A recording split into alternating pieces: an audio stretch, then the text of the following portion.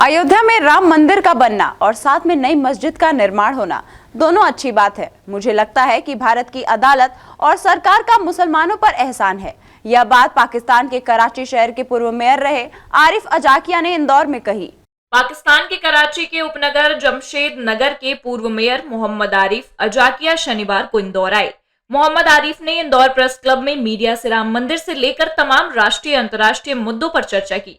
मोहम्मद आरिफ ने अयोध्या में बन रहे श्री राम मंदिर और नई मस्जिद को काफी अच्छा कदम बताया। साथ ही कहा कि भारत सरकार और न्याय व्यवस्था ने बहुत संतुलित निर्णय दिया।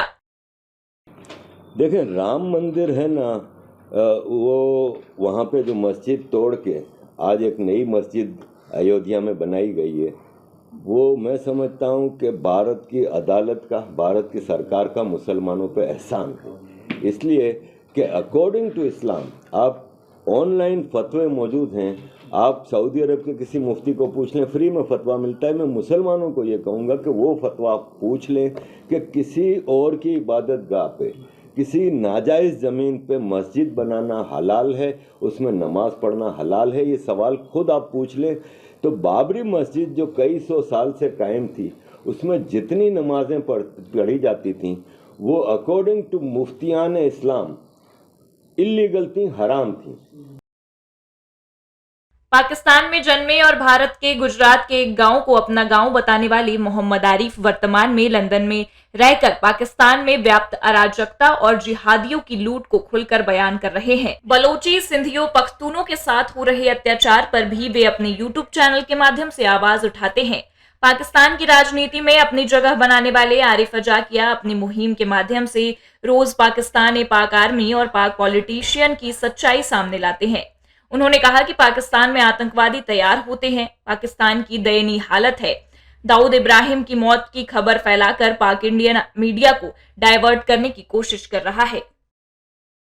हाँ। मेरे पिताजी को अपने गांव से बहुत प्यार था, तो उन्होंने नाम रखा है आजकिया। हमारा फैमिली आज किया होगा ना। फिर नाम अब आजकिया क्या पड़ता है गांव में, आजकिया। मसला यह है कि भारत ने तो खुश दिली से सब चीज़ की। IPL जब शुरू होती है तो पाकिस्तान के 22-23 खिलाड़ी खेलने के लिए आते हैं। पीछे 10 खिलाड़ी कश्ती में भी आए ना, बगैर वीज़े के। तो जब आप भारत अब तंग आ चुका है कि हम इस पर भरोसा कैसे करें। आज भी तो आपके आनंद नाग, राजौड़ी कहीं ना कहीं से इन्फिल्ट्रेशन हो रही है। ये कोई आसमान से उतर के थोड़ी आ रहे हैं, ये पाकिस्तान के हैं। पहले पाकिस्तान ये साबित तो करे कि हम ऑनेस्ट हैं। ऑनेस्ट अगर आप नहीं हैं भारत के साथ, और आप अगर सिर्फ भारत को देखें, पाकिस्तान के फायदे में तो है कि भारत के साथ डील हो, ऐसा नहीं हो। भारत सिर्फ अपने स्टेट्स की डिफेंस का जिम्मेदार है।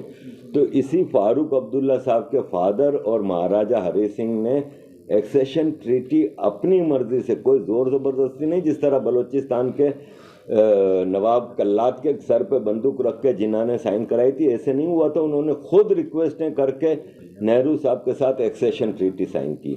एक्सेशन ट्रीटी साइन करने का मतलब यह हुआ कि state of Jammu and Kashmir उस वक्त की, जिसमें लद्दाख, गिलगित बल्तिस्तान, जम्मू एंड कश्मीर है, वो भारत का हिस्सा है।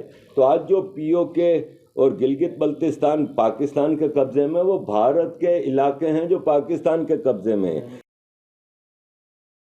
पाकिस्तान में राजनीति कर चुके मोहम्मद आरिफ भारत के प्रधानमंत्री नरेंद्र मोदी और हिंदुओं के प्रशंसक होने के साथ ही सनातन धर्म को भी मानते हैं।